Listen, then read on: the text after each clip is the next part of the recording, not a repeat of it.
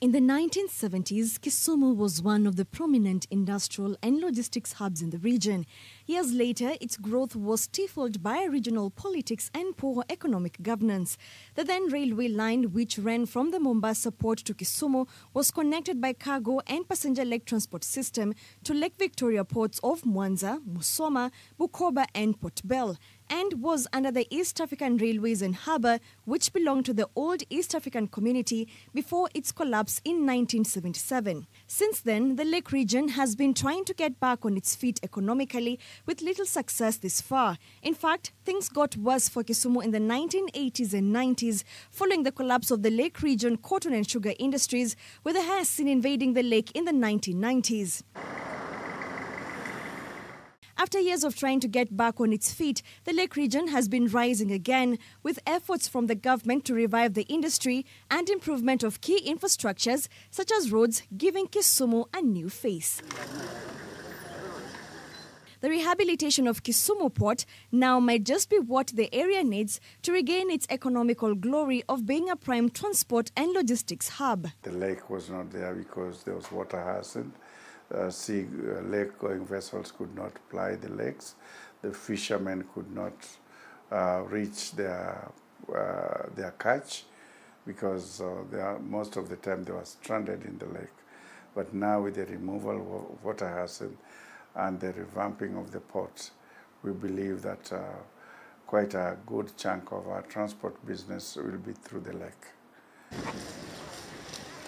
Outside the gates of the port, we meet workers and small business owners who have been watching it come to life with expectations. Around lunchtime, we find Mama Sarah preparing one of the area's delicacies, omena and ugali, while waiting for her clients who are the casual laborers here. Ikimalizwa wakiandika watu wenye watakula na watu wa vibarua wakiingia wengi, ndio mimi pia napata faida. Na wakiandika watu kidogo, mimi pia sitapata. Despite the excitement around the port, many young people are hoping that the port will rescue them from the jaws of unemployment. I'm holding a diploma in mechanical engineering production. I am somebody who is having certificates. Now they are just at home.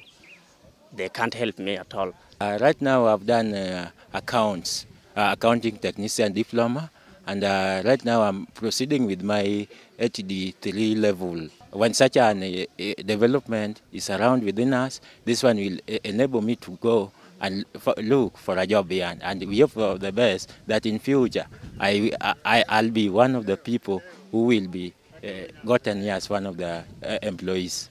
However, it's not all gloom and doom, as many like Mama Sarah hope that once the port is open, they will be able to use water transport to visit their families in Tanzania and Uganda, as was the case years ago. Kutoka Tanzania hata nikienda kuona Kuhu ni ngumu.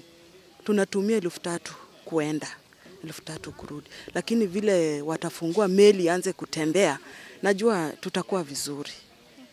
Nitafurahia hata naenda hata kuona nyanya hata mara pili kwa wiki. The revival of the port will see the MV Uhuru roll back to life after more than 13 years, with the absence of the vessel at the lake having affected trade between Kisumu, Mwanza in Tanzania and Port Bell in Uganda.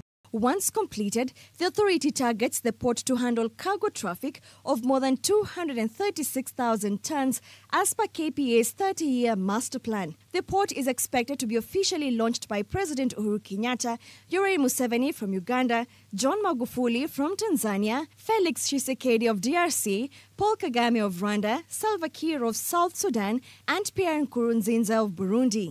Expectations are quite high from the residents of Kisumu and the business community ahead of the revival of the Kisumu port, with many hoping that it will significantly contribute to the revival of the economy of this area. Massimiliano, K24 in Kisumu County.